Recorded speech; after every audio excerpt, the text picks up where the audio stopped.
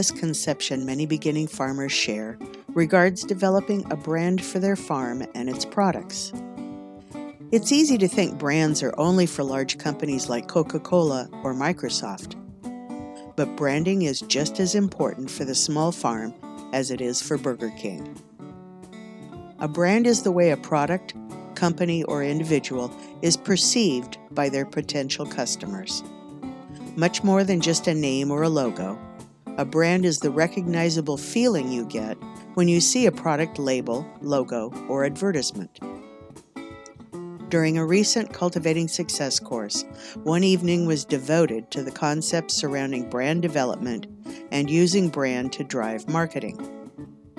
Topics included what is a brand and how to build one, logo do's and don'ts, marketing tips and tricks, social media, and much more.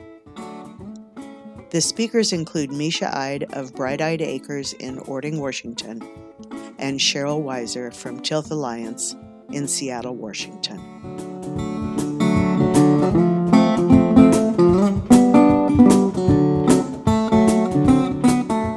My name is Misha Ide, and my husband and I own Bright Eyed Acres, and we are currently in Ording, Washington. We bought our farm in 2017, and before that, we were farming up in Snohomish on leased land on a farm that is currently underwater, so I feel like we made a good move. And we started farming in 2013, and we spent our first 2 years doing organic vegetables, CSA, and a little bit of meat, and then made a switch to doing just meat in 2015. And I do have some background in marketing, which is really helpful. Before I was a farmer, I worked in biotech in San Diego, and don't have any formal education in marketing, but got a lot of experience in that position. Okay, so a lot of people get into farming because they have, pie in the sky idealism about how great it is. And it is really great. Like, this is a lot of what farming is, right? But to be honest, especially the more successful you get or the bigger you get and the more your business grows, farming looks a lot like, come on, clickies, that's my Bitmoji. I mean, personally, I spend almost all of my time behind the computer. I now have, a team. So that is not most people do starting out. When you're starting out, you're doing all of it. And it's really challenging, but you can't ignore the business side of your farm or you'll fail, because you can grow all of the most amazing produce or raise the most amazing animals. But if you can't get that product into the customer's hands, if you don't spend time developing that skill and those customers, then what's the point? You can't make a living doing that, right? Okay, my clicks are delayed.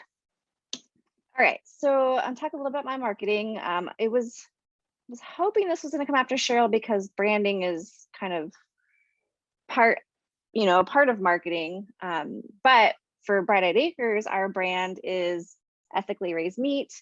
We have a tagline: better flavor, better nutrition, better peace of mind. So we emphasize basically those three advantages to buying our product. It is going to taste a lot better. It is going to be better for you. And then there's, of course, that ethical component. So, and then for us, our ethics have evolved, where originally it was more about just the animal welfare, which is still a huge part of it, but we have threefold ethics. So it's about land management and stewardship. It's about having a team of people who are supported on our farm. So, living wage and good jobs. And then, of course, the animal welfare component. That's a lot. I don't tell my customers all of that all the time because it's a lot. But the animal welfare is something that people can really relate to and are looking for.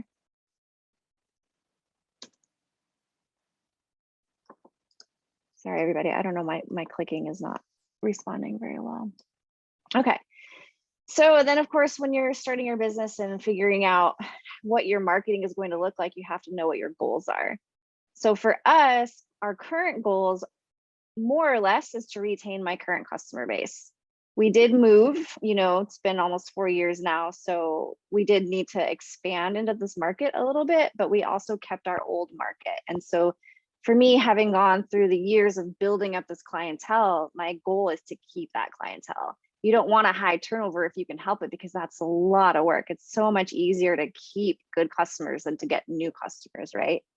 So part of the way you do that is you start developing these relationships. And so fewer really good customers are better than a lot of customers, right? Or just meh customers. So that might be somebody who's only buying small things. Like if you're going to the farmer's market and you have someone come to your booth and they only buy one bunch of carrots every week, but they're there every week. Okay, that's a good customer. But if you have somebody who comes every week and buys, a week's worth of greens and produce, that's going to be a lot better customer. And that's the relationship that you want to start developing. We also, as you get in the beginning, you kind of take all the customers you can get, but then as you get a little farther along, you can be a little more choosy and spend time on the ones you like. And the one, I've had customers that spend a lot of money, but they're really high maintenance and it's just not worth my time and effort. So I kind of just let them slide out.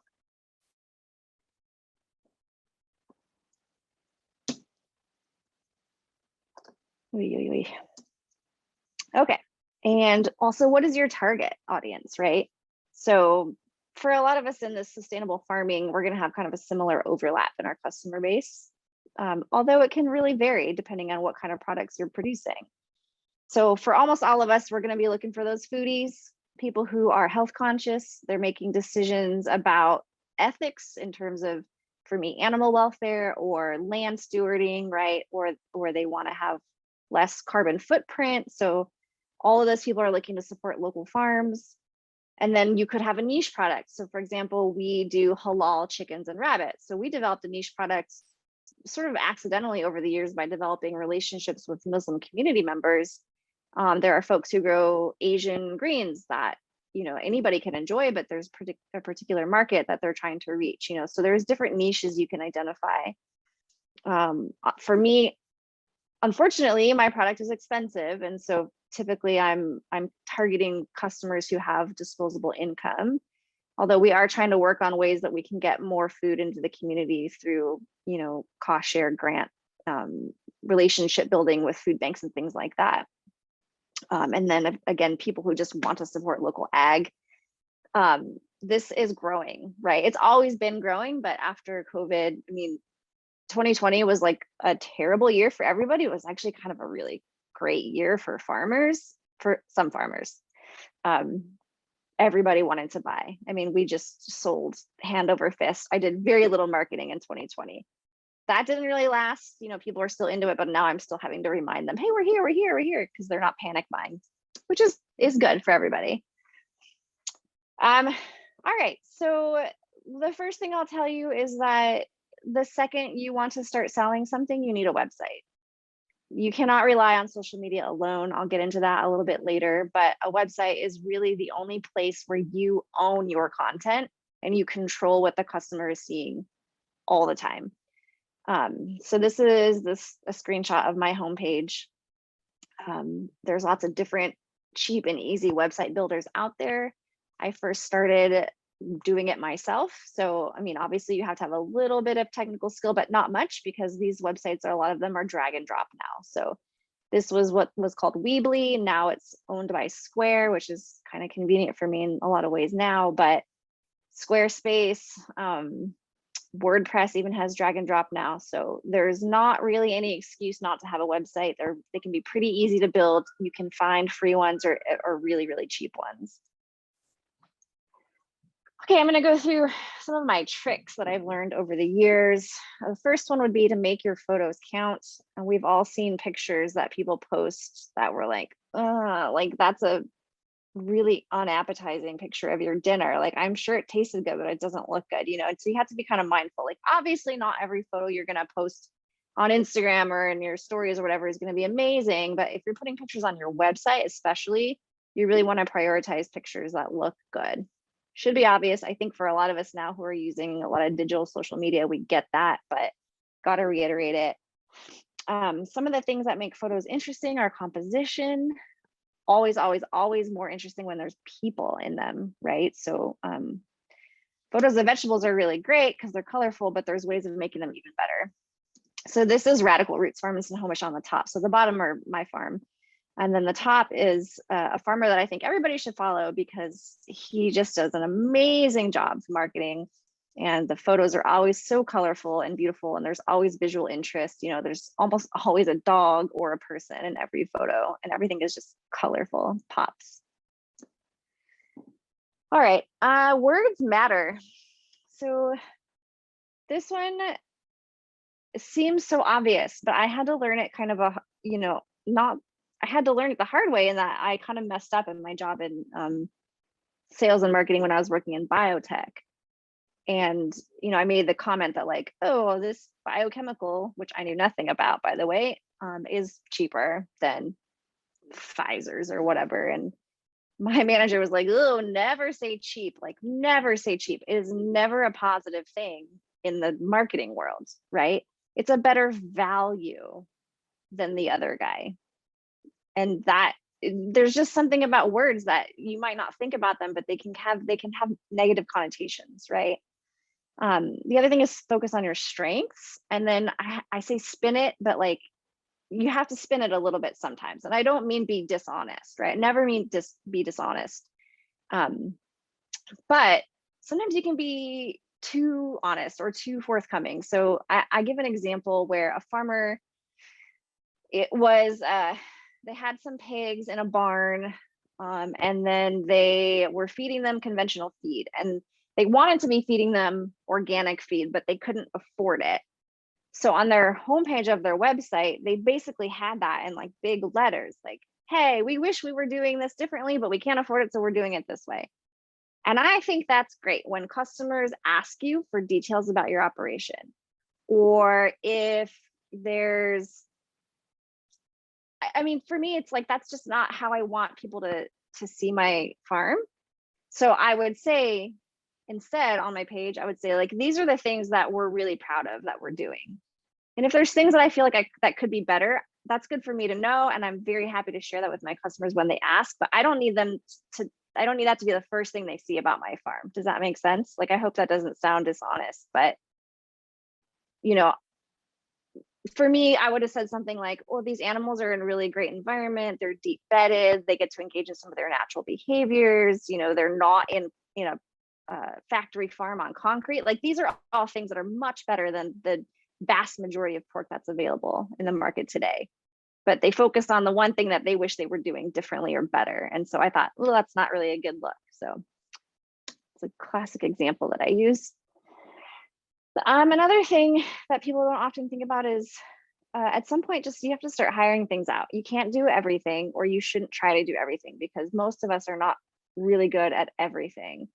And this especially comes true for photography, for website design, for logo work. And there's also lots of people who want to help you, especially if you're just starting out. People are so excited for you. Almost everybody knows somebody who is either a professional photographer or has a really nice camera. That makes a huge difference. I mean, phone cameras have really gotten pretty good over the years, but still everybody has that one friend who's like really nerding out on their really nice SLR, whatever camera. So get them to come out, take some pictures, do a trade, give them a CSA, give them some veggies, some pork chops, whatever you have, websites.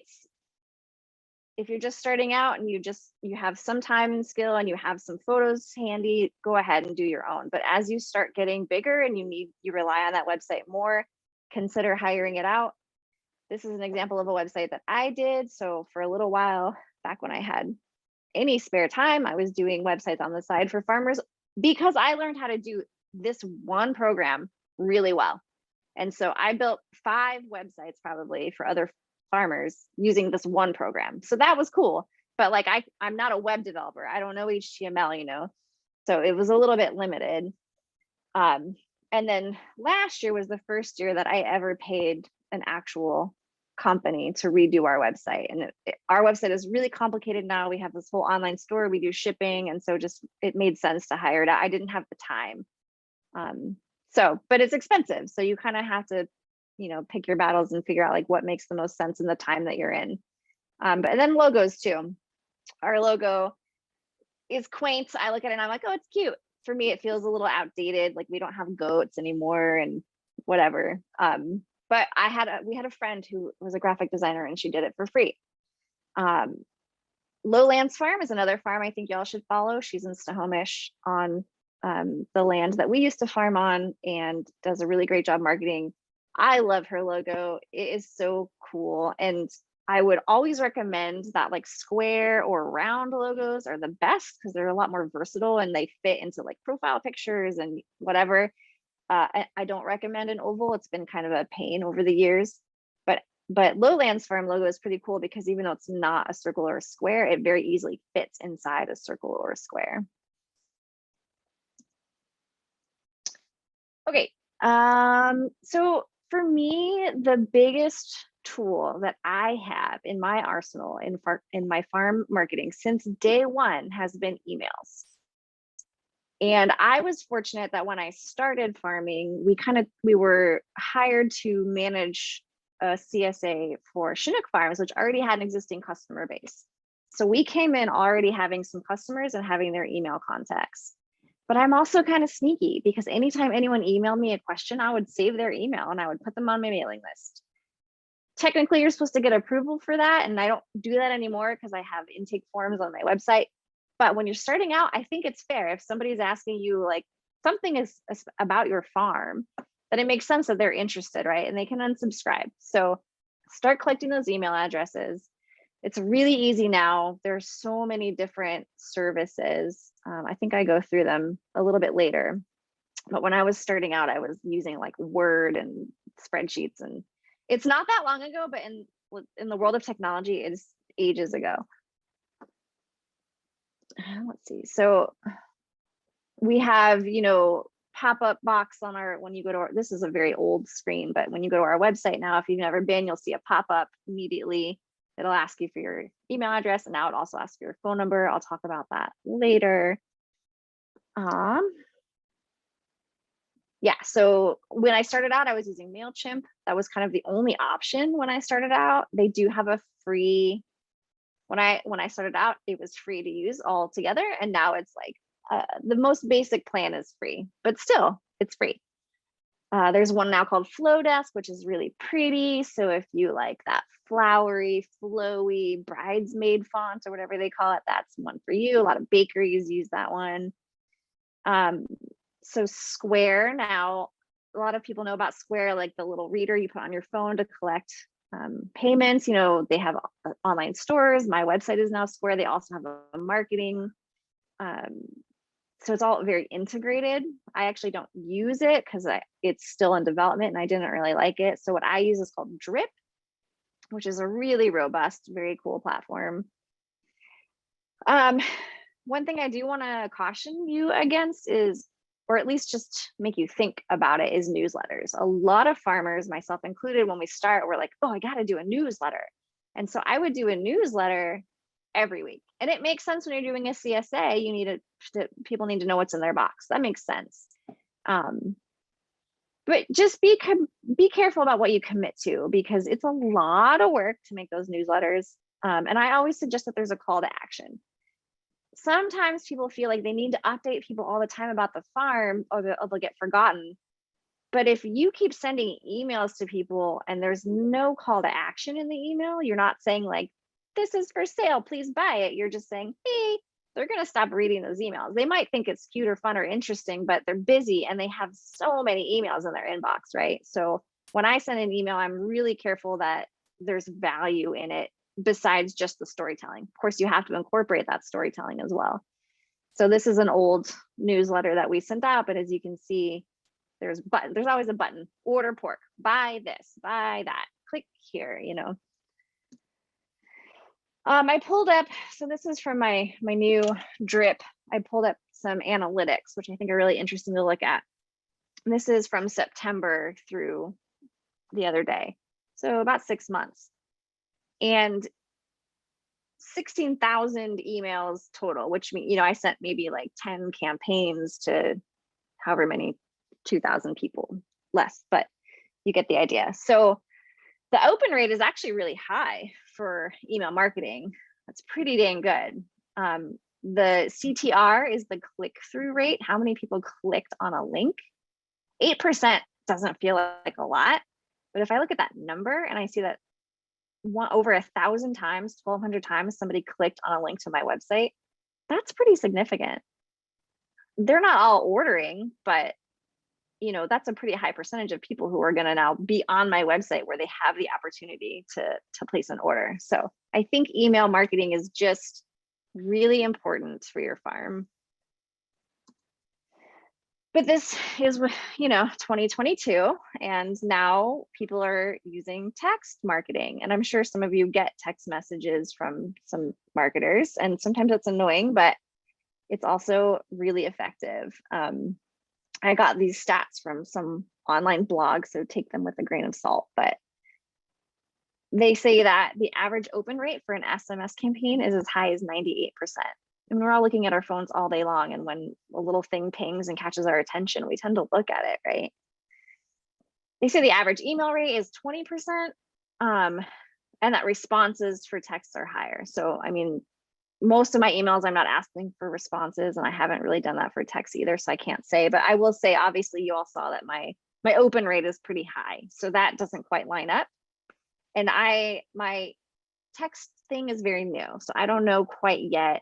Also very annoyed with Drip and that they don't offer very good analytics for text. So I can't pull a report yet to see how many people are clicking through on those texts yet. I can do it for each individual text, but I can't create a report. So the thing is, of course, don't annoy people, don't send a text every single day. I like to include a photo, which is eye-catching. Sometimes if it's just words, it can just be like easy to ignore or feel kind of spammy. Not to say you can't do it, but pictures are always a lot more captivating, right? So I have about 60 people who have signed up, but what you'll notice if you go to my website, like I said, a little form pops up and it asks you to enter your email and your phone. You don't have to enter your phone number, but most people just do because it's there and it's asking for it. They can always opt out, right, or unsubscribe, but it's growing pretty quickly. The other example, I get text messages from an underwear company, and they are very good at text marketing. And I'm really bummed that I missed this sale because it seemed like a really great sale, but it was 1 hour and I missed it. But I think okay, we got to talk about social media. This is really funny to me because I've been teaching this, I've been lecturing on this for at least 5 years, and it just has changed so much that last year I had folks in this class teaching me about the tools on Instagram that I didn't know about. So I don't really feel, I'm not a social media pro. I do social media and I'm okay at it, but I'm not like the savviest social media expert. But I kind of feel like that's okay because we're farmers, right? And so do we want to spend all of our time on social media, and what's the advantage for what we're doing, where most of us are focusing on fairly hyper local market? So for me, Allison responded, thank you, that's helpful. Storytelling is the #1 motivation, and that really is, for us marketing in farms, like that really is what we're trying to do here, right? Okay, be authentic, barf, I hate it. Everyone says it. It's so annoying. It's so annoying that like the word authentic is no longer authentic. However, you do have to have your own personality on social media. You can't feel forced because people can tell nowadays. But I think really at this point in 2022, like everybody knows how to use social media for the most part. If you're not on social media at all, kudos. I would say don't start. I don't know if anyone in this class, chime in the chat if you're not on social media, because I'm always like very interested in these people. I think it's great. The thing about social media is you can't half-ass it. You either have to do it or don't do it, but you can't do it like once a month or once every couple months, because then people will go to your page and it'll be really outdated and they'll think, what's going on? Is this farm non-existent? Oh, I got some chats. Oh, cool. Awesome. Cool. You guys are very cool. Allison, amazing. I would say don't start. There are obviously like reasons to be on social media, but I think like the disadvantages at this point, like mentally, might outweigh any of that. So I'm going to be talking to the rest of you who are already using it and have some familiarity with it. If you're using it, then let's put it to work for your business. it is a crowded field now, right? Farming is pretty hip and there's a lot of farm social medias out there. So try to think about what makes your farm special or unique. Some people just have, some people are really into making like the reels and TikToks, and like, I don't have that kind of time, but if that's you, if you're just like a performer and you want to do it, do it. You know, if you're funny and you want to be funny, do it. But try to kind of be a little bit unique without being inauthentic. I know it's a lot. Also call to action, right? Use social media as a call to action, like, hey, CSAs are live now. You know, you can get a lot of attention on social media because people are just scrolling. Keep it fun. For me, you know, I mostly use it for fun. Hey, what's up, Craig? Hey, I just have a counterpoint to your thing about social media. I don't like posting very much. I do some, but not a lot. But I'd say that Facebook advertising is the most immediate, cheapest bang for the buck. And so we have, you know, maybe 500 or 600 followers, but if I put up an ad for 3 days in a certain zip code, you know, I can have 3,000 impressions for $25. And so I just say, to the extent you want to drive traffic to a farmer's market or get more CSA subscriptions, you're pretty well targeted.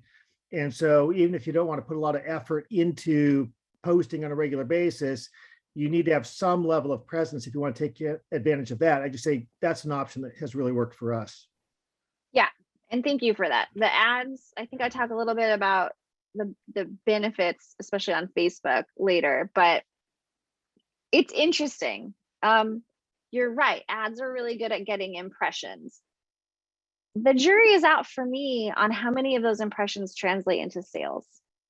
So for me, if I'm going to spend money on ads, I'm not saying don't do Facebook, especially if you have experience and it's working for you. But for me, the money is maybe better spent on that email marketing service by upgrading to the next level or something, you know. So not to discount what you're saying. And I do occasionally do ads, but it's tricky. I think events are another thing we can talk about that are helpful on Facebook, but I will get there. But thank you for that feedback. Oh, and then just to say, as a 37, almost 38-year-old, I'm now like kind of elderly on social media. I don't use TikTok. I don't use Snapchat. I don't really use YouTube. So I can't really talk to those things, except I know that they're popular and take time. So if you have the time, the energy, you're already into it, you're already doing it, cool, keep it up.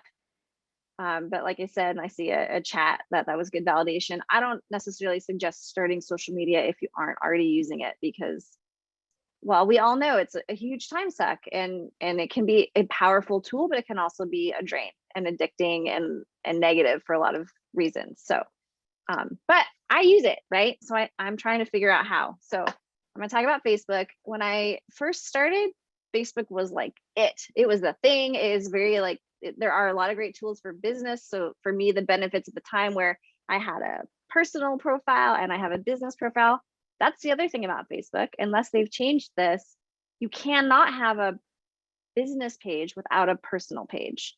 So for a lot of folks who don't have personal social media, they think, well, I'll just put one for my farm. You can't. You have to have both.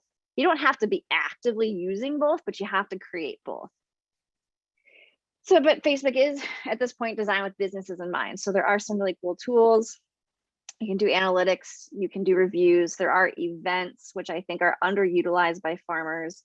I'll talk about that in a second. But ads for targeted markets, like Craig was saying, like, yeah, if you're hosting an event and you want all the eyes in this zip code to see it, use that. Create an event, boost it, which is what they call pay for advertising. It's cool because you can like really dial in your market too. You can be like, hey, I want everyone between the ages of 30 and 60 who are female and are into food or gardening to see this post. And then Facebook, depending on how much money you put in, will send it to that many people, because you know they know everything about you. They know all of that stuff. So that can be really useful if you do have that specific target that you're trying to reach. So I don't want to discount it too much, but I think Facebook is dying. I'm sorry, Facebook is dying. When I go on there, the posts and things have a lot, for me, for my business and my personal page, just have a lot less attention on them. And I just think there's less eyes. So use it. If you use it, take advantage of the tools that are there, but I wouldn't spend a whole lot of energy getting started on Facebook. I think it's overwhelming now too for someone who's never used it. Like it's more complicated than it used to be. The other thing is, again, I mentioned this in the beginning, but you cannot rely on social media alone. And the reason for that, there's a lot of reasons for that. One is that like the information can be inaccurate. I'll show you an example in a minute. Facebook is going to show whatever like the most recent photos and content you posted, but if you don't post very often, that could be kind of old or misinformation for the current farm iteration. You can get sent to jail in Facebook or Instagram if you post something that somebody claims is against their standards, even if you didn't, or you can argue against it. It's really, really hard to get out because it's all monitored by like robots essentially, and it's really hard to get anyone to like listen to you.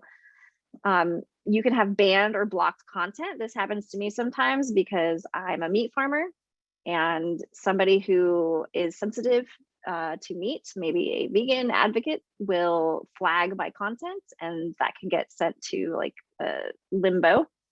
You don't own this content. You don't own this page, right? So if you only have Facebook and for whatever reason your page gets taken down, poof, your farm marketing all gone, right? Which is just not a great position to be in. So this is a really old picture of my Facebook. Well, it's a year old, I guess, or more. But the reason I show this is because I have a picture of a wagon full of squash, because that was my home gardening experience that spring or summer.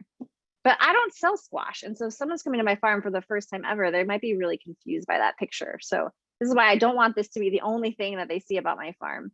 The other thing that is so frustrating is that no matter how many times I tell Facebook, I click the button, this is wrong, this is wrong, this is wrong, the map is wrong. That's my old farm. The address is right, the city is right, the location is right, the map is wrong. So I still get people who look and think that I'm in Snohomish based on this stupid little Facebook map. So, and I can't get them to change it. Instagram I use more and more these days. Let's see, time check, doing okay, I think. If you already use Instagram, you're probably familiar with a lot of these tools, but it's no longer just posting a picture and a caption, right? You've got these stories, which are more fleeting. You've got hashtags. Everybody knows what a hashtag is by now. You can do sharing and reposting. There's Reels, which I'm just dipping my toes into, which is like videos. Basically, it's what TikTok is, but Instagram wanted some of the action. So I use this a little bit more as a blend between business and personal. It's like mostly business related, but like there's a video of my kid dancing, you know, because for me, I just have one Instagram. I don't have a personal Instagram and a business Instagram. And for me, the main thing I did on Instagram, why I started, is to connect with other farmers. And for that, it is really, really cool. It's a very valuable tool for learning about how other farms are doing things. And so that's what I recommend. If you're on Instagram and you aren't already following a lot of other farmers, I suggest you do that. It's also, that's great for your own marketing, right? You can see what people are doing, get ideas from them. Again, Radical Roots Farm, please go follow James. Incredible. Almost every picture that he posts is just stunning, gorgeous, beautiful. That is not me. That is not, I'm not that put together, I guess, and you don't have to be, but you can be. And it's really beautiful when you are. And then of course, what's your goal? This is a funny picture to me because over the years, it was like, who's the #1 Instagrammer? And it was Kylie Jenner. And I always had her picture, but I had to keep changing it because she kept changing her face and hair and stuff so much. This year, it's a soccer player, Cristiano Ronaldo. So I thought that was pretty fun. Oh, I got some chats. Cool. Instagram, algorithms, chats, messaging. Yes, sweet, do it. Message people. I use, that's what I use it for a lot. So those are the things that I think are valuable on Instagram. You got to be realistic, right? Are you trying to be a social media influencer like this hunky soccer player? An example of that in like the farm world would be Happy Acre Farm. They have over 50,000 followers and they're really great. But in my mind, it's great. Like she's got a Carhartt deal. That's awesome. But how many of those followers are buying produce from her farm? A fraction of them, right? And if you have that audience, you have to keep posting because they are there for it and they are connected to you. And it's just like a job. It's a full job. So something to be mindful of when you're building this social media presence is like, how much do you want to put into it, right? How much time do you have to spend on it? Is it still fun? If it's not fun, stop doing it. You want to create awareness and maintain interest, but most of us are not. And I, at this point, I'm a little bit of an exception because I have an online store and I can ship across Washington, but most people are not doing a lot of online sales if you're running a farm. You can have a look. So again, Lowlands Farm, once a week for her CSA, she did this really great picture. They're all very similar. And I thought that was a really cool, because then at the end of the year, she could do this, you know, image of like, what does the CSA look like? So that's something you can think about doing. That whole authenticity thing again, don't only post the good stuff, don't dwell on the bad stuff because nobody wants a bummer, but bad stuff happens and we all know it. And so one of the nice things about social media is you can be honest about that. You can get some community engagement. Sometimes it feels nice to have people validate your feelings or like say, hey, I'm thinking of you. So this was an example of this sow. It was her last day of life and she was really lovely. We loved her so much and it was really sad. But then, you know, we also talked about how we were turning her into sausage so that we weren't wasting her life and getting as much out of it as we could. And so it was this moment to be like, hey, farming is really hard sometimes, but it's still something that we really feel passionate about. All right, so hashtags, I feel silly giving a lesson on these because I'm really bad at it, but Ethically Raised Me is a hashtag that I have, but I just really don't use it a lot. You can use it, and then people apparently use them to look for other things. I don't know, I'm not great at it, but that's the thing. Happy Acre Farm, they use No Panic, Wheat Organic. You can research locally popular hashtags to see what is gonna get community interest if people are following, you know, Everett Law or Snohomish or Seattle. The stories and reels, we have become really popular. You get a lot more attention, I think, when you're doing these things, but there's a little bit less of that group interaction. So I might have like, you know, I've got this thing in my stories that's going on about this lost cow that we have, and it's been really dramatic and it's gotten a lot of interest in my stories. And I have all these DMs about it, which is a direct message, but then only I and that person are interacting one-on-one. Whereas if you have a post with a lot of comments, people are also then interacting with each other, and that can kind of help with the algorithm. Of course, you can share other people's posts in your stories now, which is pretty cool. I'm not out in the field a lot, so my farmhand will tag me in his stories and then I'll share them so people can still see the fun pig videos that I don't get very much of. For building long captions, Instagram is the worst. You can't just like type into their platform, or you just get this like jumbled paragraph. You can't build line breaks, so you can, you know, pay $4 or whatever for this app that'll allow you to build those line breaks and use different fonts and copy and paste. I really recommend that if you're going to use some of those longer captions. I do get a lot more interaction when I do these long posts, but it takes time to do them. So, and then now they do have business accounts like Facebook, but what I learned recently is that that's actually not that great if you're using Reels, making those videos, because you have access to all this music, copyrighted music, like little tidbits. But if you have a business account, they won't let you use any of that. You have to use whatever is like their stock music, and it's all terrible. So they do have something called a creator account, which is what I use now, that allows me to get back the access to the good music and then still connect to my store a little bit. The web store integration stuff is cool if you're selling lots of things online, but actually it's really crap for meat farmers because Facebook and Instagram have prohibitions against selling livestock or livestock related products, which is insane. But I technically cannot sell meat through their store, so I can't tag any of my products because it's meat. Trolls are a thing that sometimes happen when you're a meat farmer. So this is an example. I'll let y'all read that for a minute. Kind of was intense for lots of reasons, but got some of that. I don't get a lot of it, but, and then, so what, you know, there's different techniques for dealing with trolls.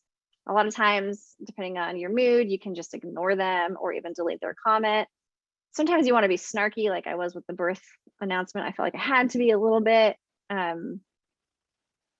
But really, for most trolls, they want you to take the bait, right? So with this one, what I actually did was I went and looked at this person's page, and I realized that this was A, somebody in the UK who is not ever going to be a customer, and B, it was a teenager. And so I didn't feel any need to respond to that person, right? Like, that's their own thing. They're feeling their vegan vibe. Cool. I didn't want to engage. Most farmers, most vegetable farmers, you're not gonna have a lot of pushback. I don't think you're gonna have a lot of trolling. Talk about market display a little bit. So when you go to market, you'll notice that most people have lots of like really full bins, buckets, shelves, boxes. There's this weird thing at markets where people want that abundance. If you only have 2 bunches of carrots, people are gonna be like, no, what's wrong with those carrots? It's weird, it doesn't make any sense, but you gotta have kind of a bountiful display. You'll notice the different layers, which are really nice for attracting your eye to go up and down and across. And then you'll see that the colors are spread out. So, you know, this is Vince Caruso. He has, I see 3 different places where there's red peppers, but they're spaced out with other colors in between to kind of make your eye move around and look at all of the beautiful bounty. When you're selling frozen meat, it's a little bit harder. I can't just put like frozen pork chops on the table. So I do lots of signage. I have a clipboard where I'm collecting those emails that we talked about, you know. I have some insulated tote bags with my logo on them. I have new sign now, which is really fancy. I'm excited about it. I don't do a lot of markets anymore, but there's a magazine with an article about me. So just things like that are eye-catching that get people to come talk to me. And then I sometimes have handouts too that they can take with them. And I always have business cards that they can take. Here's an example of another farm on Vermont that I think it's just really clean and simple. And it's very clear that they have coolers with meat in them, but they're, you know, you don't have to see what are probably dirty coolers. And then of course we have James again, who is always just so impeccable. Everything is so organized. You don't have to be like James, but it's admirable. So we talked about some of these things already, but bringing business cards. So Vistaprint is like the cheap online, you know, $10 for 500 business cards, flyers, postcards, handouts, because sometimes people aren't ready to commit to buying, but they don't, excuse me, after they talk to you, they like want to give you something. So they'll take a card or they'll give you their email because they're like, they want you to feel good about the interaction. So give them something that they can take with them. And then, you know, one of the things for me for farmers markets, if I'm going, I don't have like a huge expectation of sales. For me, it's easy. My product is frozen. It's a little bit different when you're doing produce. Like, yeah, if you can't sell that stuff, then it becomes a problem unless you have a secondary outlet. But I think of them more as a marketing opportunity because that person that comes by, they might not be ready to buy a bunch of frozen meat, but they'll take my card and maybe they'll buy half a pig in 6 months, you know? So it's just generating awareness and new customer base. Capture those emails. Other options, kind of necessary at this point, is Google My Business because it's like the first thing that shows up right when someone Googles your farm.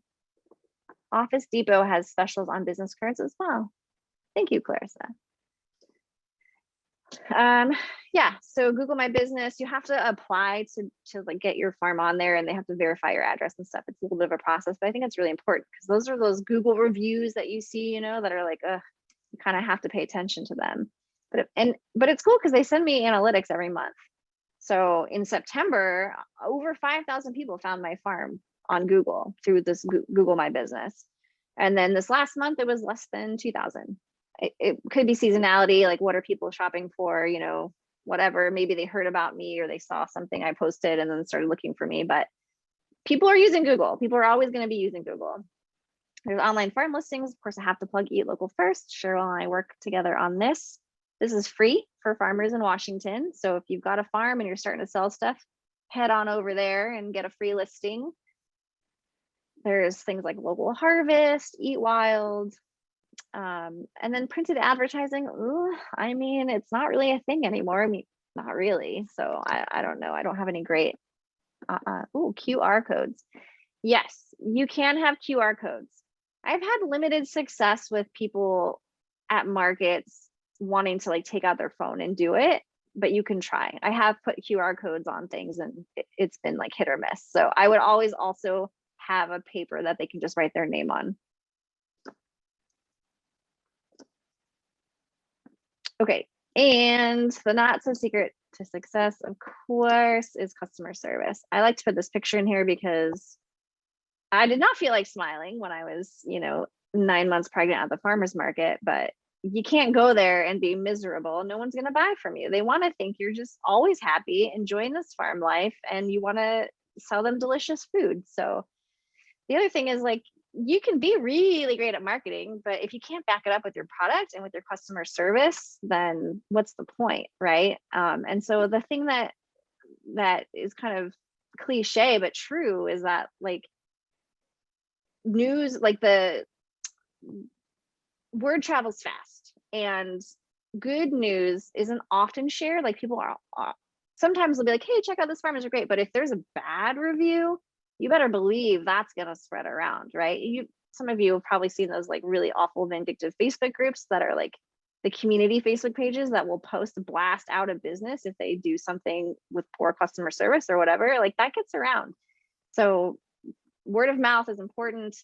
Be good with your customer service, especially as you're just starting out. Do whatever you can to make it right. Don't put up with, like, a huge asshole just because, but try really hard to understand the customer and do what you can to make it right. Learn the names of those regulars that are coming and buying every week from you. Smile, which is, a terrible thing to say, but you're in the sales game now, right? So then the main thing is, of course, your story and your personality it's part of your farm. Farms are an extension of us. This is not, for most of us, it's a livelihood and a way of life, right? So you got to kind of incorporate that, embrace it, and sell it, because it's pretty cool. It's unique and people are excited about it. A couple of recommendations. Gray's Cast podcast, which is really interesting. The Seven Sons Farm, they're like a pretty big nationally shipping, mostly beef farm, created an online platform called Gray's Cart. It's very expensive, so I don't use it, but I looked into it. But they also have this podcast. They're really great marketers. It's kind of funny because they're brothers and sometimes they, like, talk over each other and it's a little bit annoying, but they have really great advice. There's one recent one where they talk to 5 Mary's farms. So if you want to listen in on somebody who is just like 100% social media game, check it out. Also, we talked about this already, but follow other farmers that you admire. Join their mailing list too. Don't just follow them on Instagram. Join their mailing list and see what they're sending out. There's the Farm Walks podcast from Tilth and WSU. Of course, it's not just about marketing, but you'll learn about what lots of other farmers in the state are up to. I get email newsletters from Drip, that marketing website, email marketer that I use. And there's often some really interesting tips for email marketing that I didn't know about, just, what times of day are best and things like that. And then Growing for Market magazine. This is a new resource for me. It's mostly for vegetable and fruit growers, so I don't really use it. And it's a lot of education about growing in particular, but I know that there are sometimes tips for different markets as well. And then this is just how you can reach me.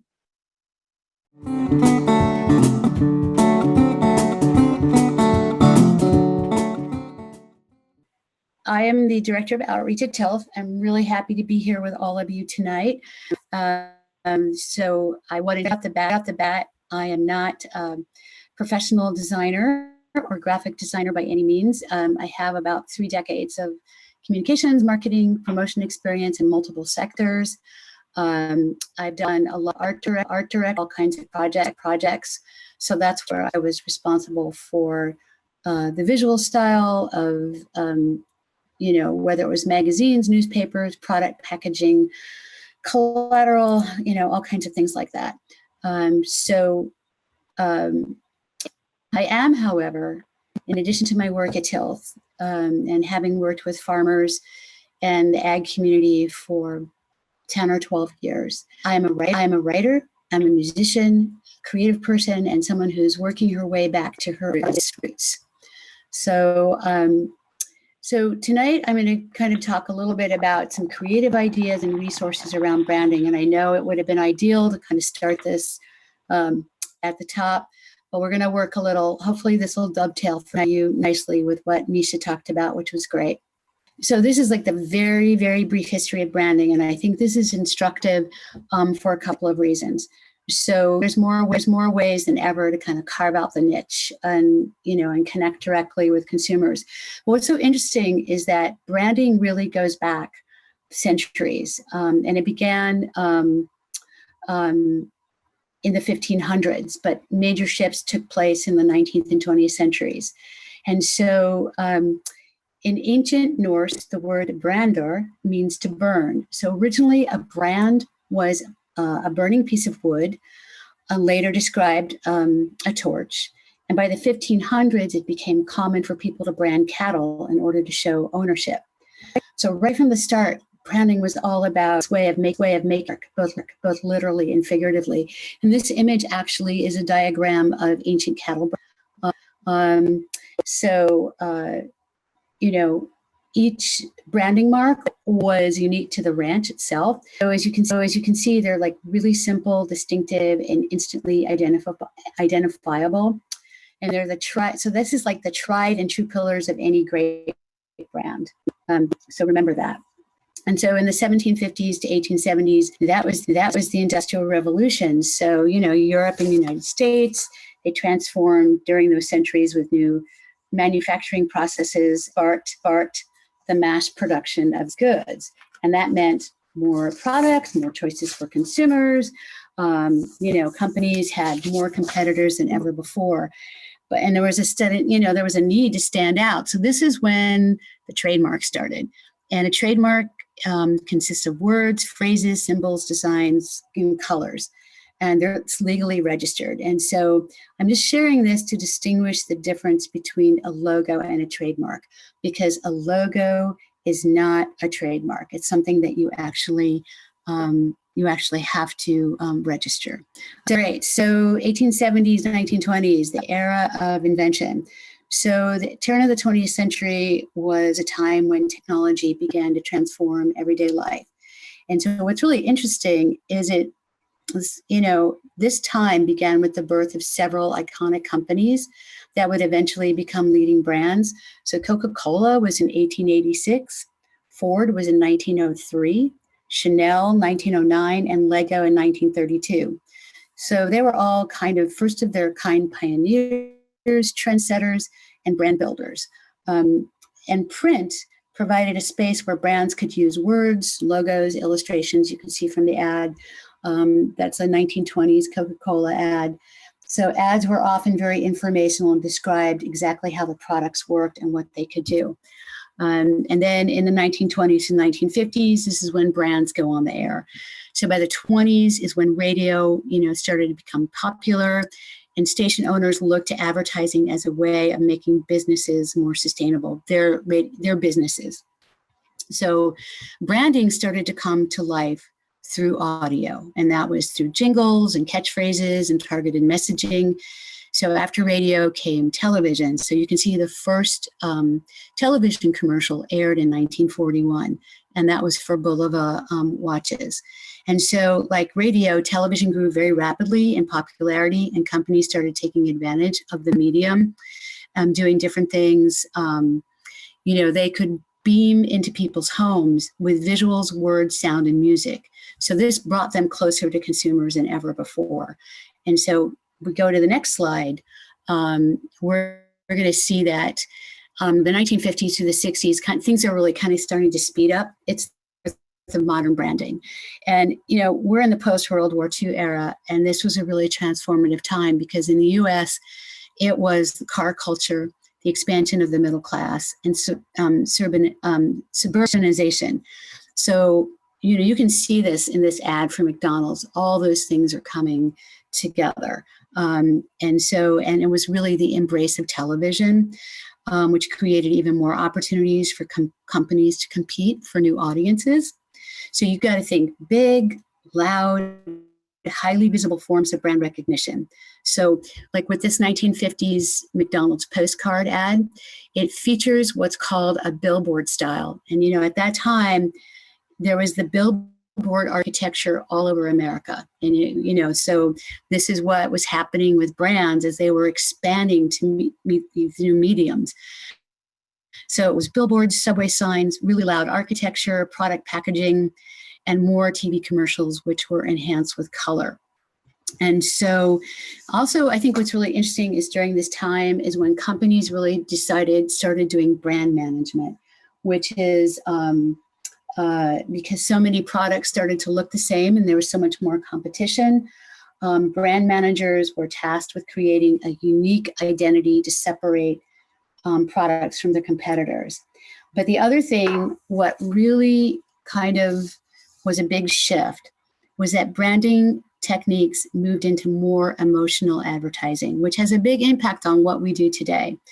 So because competitors offered largely the same product, companies had to differentiate themselves in other ways.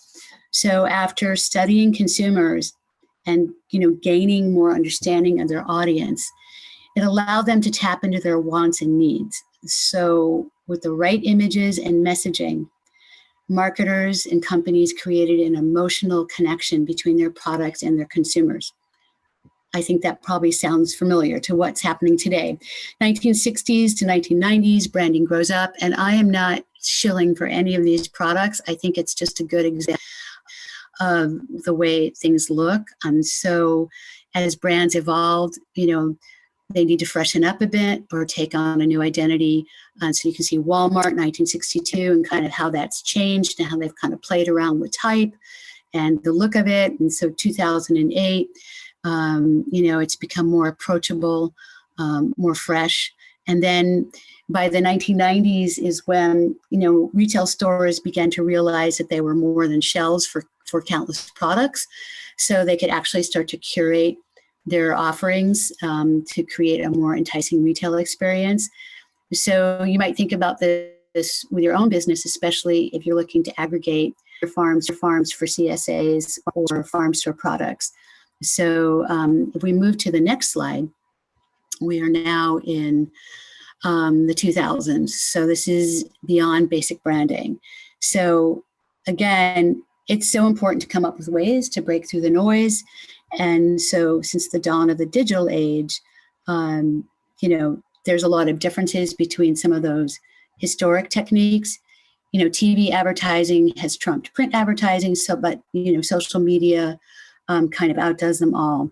So there's a lot of different ways to do that. And I think that, I don't want to get into marketing, which Misha has covered, but brand reputation today isn't only word of mouth, it's also review, which, views on Yelp, Google, Facebook, has tremendous power to influence a brand's perception.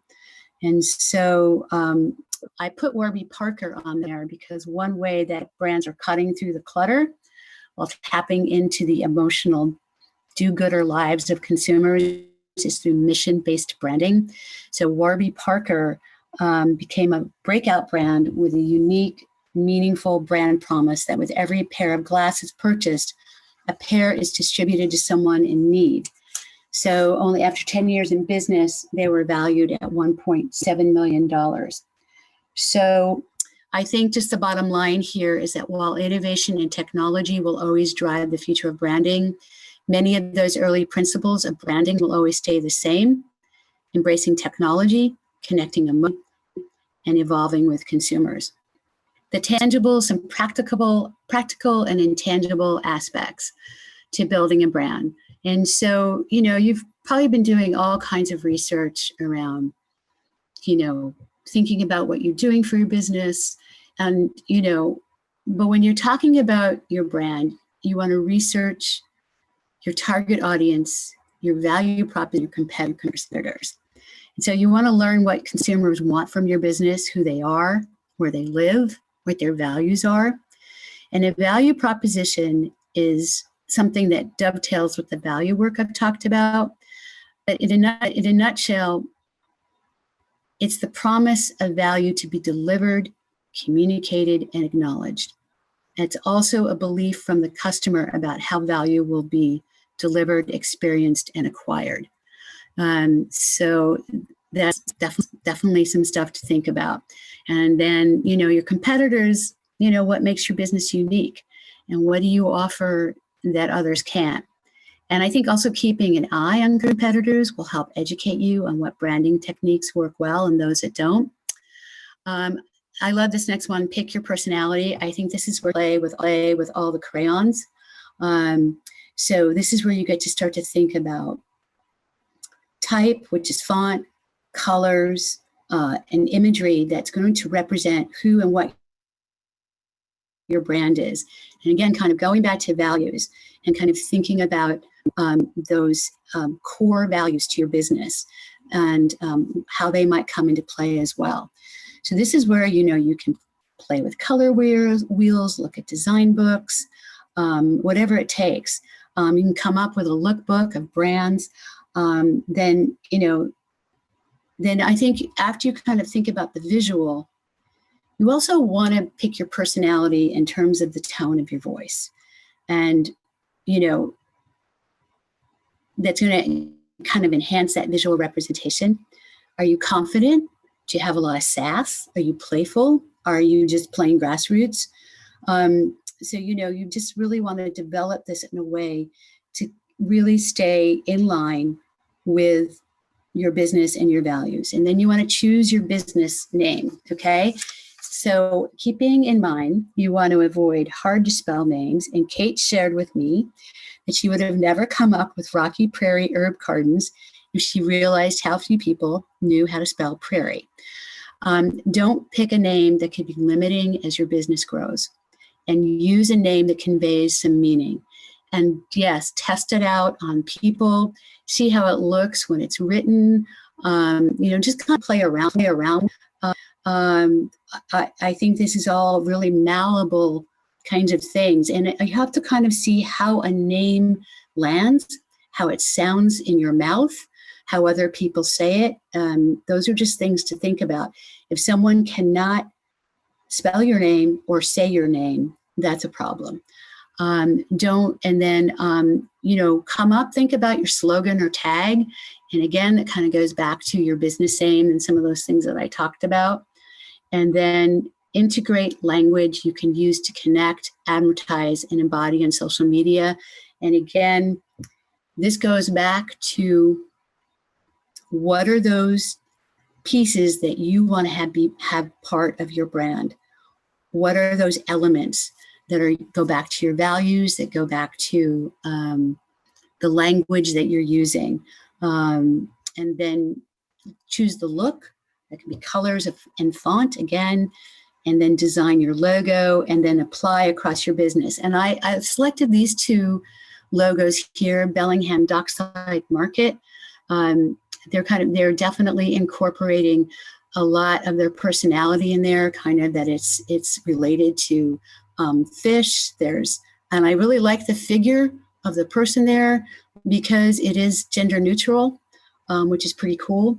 And, you definitely get the sense that they are dock and table. So dock to table, which is really cool. And then I really loved Alluvial Farms. They do pasture-raised pork and hemp. And it's really playful. And I love the fact that they list where they are in Everson, Washington. Sometimes, and that it's, they've got all of these, they're easy to say. Alluvial might not be easy to spell, but it definitely has some fluidity to their name, and it's fun, and it seems a little magical. Lisa, next slide, thanks. Okay, so logo 101. So what makes a good logo? You're defining your brand identity, right? And then, how do you develop one? What makes one that is functional, that is beautiful and easy to read and related, to what you do. So a good logo is immediately recognizable, and it reflects your brand's message, and it makes you stand out. It looks professional and seamlessly fits with the brand's identity. It also needs to work at any size and anywhere you want to use your logo. I cannot stress this enough. It's unique, it's distinctive, it's memorable, and it works at any size, anywhere. So that is print. Even if you think print is dead, there might be some awesome print opportunity that comes up for you, or it could be print on a business card. It's online, large sign, road sign, labels, merchandise. It could be on the side of your truck. I think that, these two logos that I put up here, I put as examples of logos that, I'm not I'm not, that are kind of in the logo penalty box. I want to encourage you to find inspiration for your design. And so, for example, last year I was designing a guitar strap, and I was working with a leather designer that I knew, and I went to look at designs of folklore designs, and particularly from Mexico, and that informed a lot of what the design ended up being, but also with the designer's, her take of what her artistic style. And you want to check out the competition. Always good to see what people are doing. You want to choose your design style, and there are things that are involved with choosing your design style. But again, you might find that you want to do something that is, and we'll get into that in a little bit when we kind of look at some other logos in the next slides. You want to find the right type. You want to pay attention to color, pick the right typography. So for example, if you look at Celebrate, this bottom here, Celebrate Harvest, this one is a mess because the typography is all over the place and they have different styles. It's really hard to read. You have 2 or 3 different kinds of styles going on there.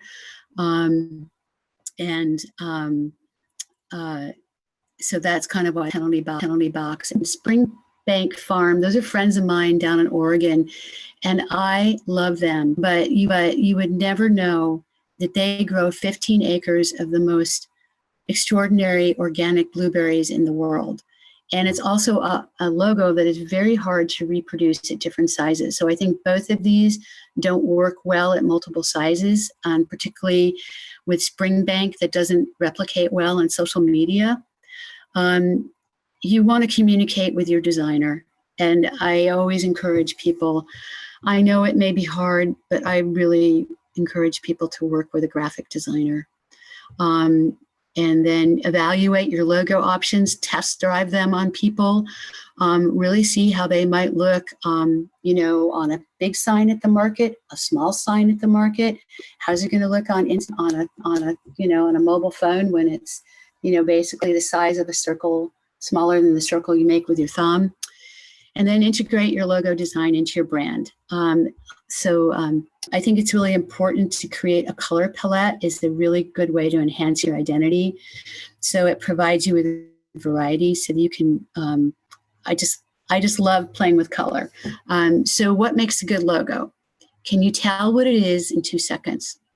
Well, people immediately know what your business does. So for example, if you look at Blue Water Organic Distilling, yes. Eat local first. The idea, I think you get a basic idea. Is it simple and memorable? Will customers be able to remember it? So these are all different ways that you can see what makes the logo good. Misha, I put your logo in there because I think that I'm sorry it's not bigger, but when it is a little bigger, I think that there's something it said to me right away. I really love the use of how black, the heavier shade of black is used. And so look at Misha's logo, the fact that you can see the house, and I hope y'all can see it. And then the animals are they're in the darker shades of black. That really puts emphasis, and it really emphasizes that they are part of the land and that they are raising livestock. And so there's also something incredibly warm, family-oriented about that just really, I think, really says a lot about what they do. So this is another logo that I love, and I think if you go to their website, to their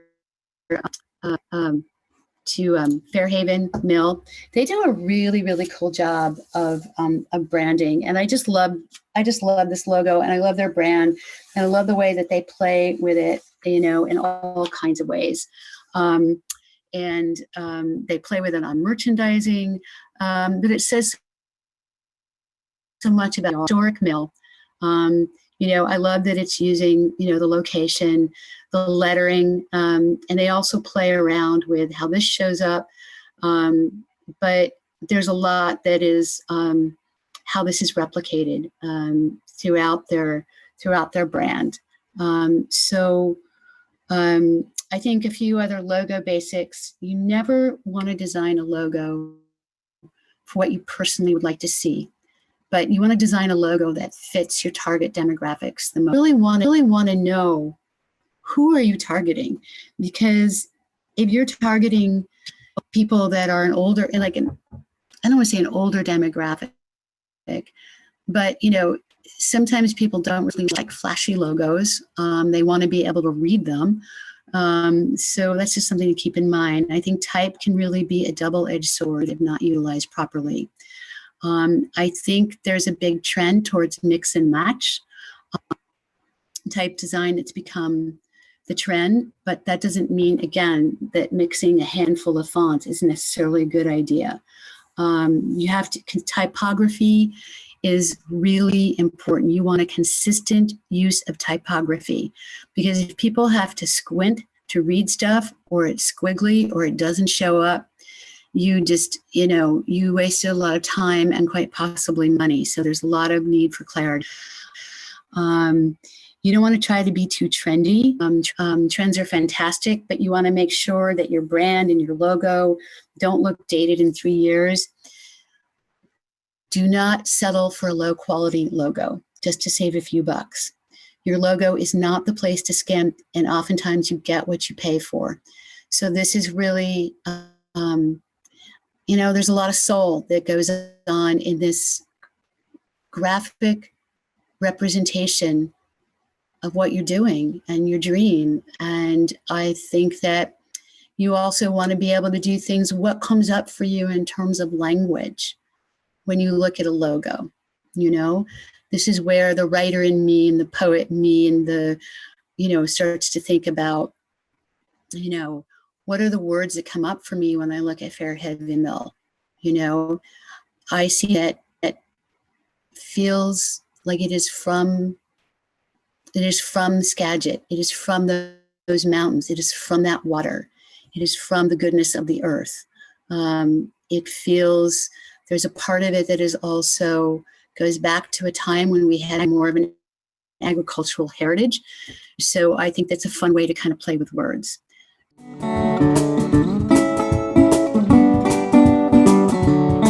There are plenty of things to consider as you develop a brand and marketing strategy for your farm. It doesn't have to be complex. In fact, simpler is better, as long as your brand and marketing strategies are honest and authentic to you and your values. We want to thank our presenters for sharing their insights on branding and marketing a small farm. We hope you find them of value as you build your own enterprise. We thank you for listening.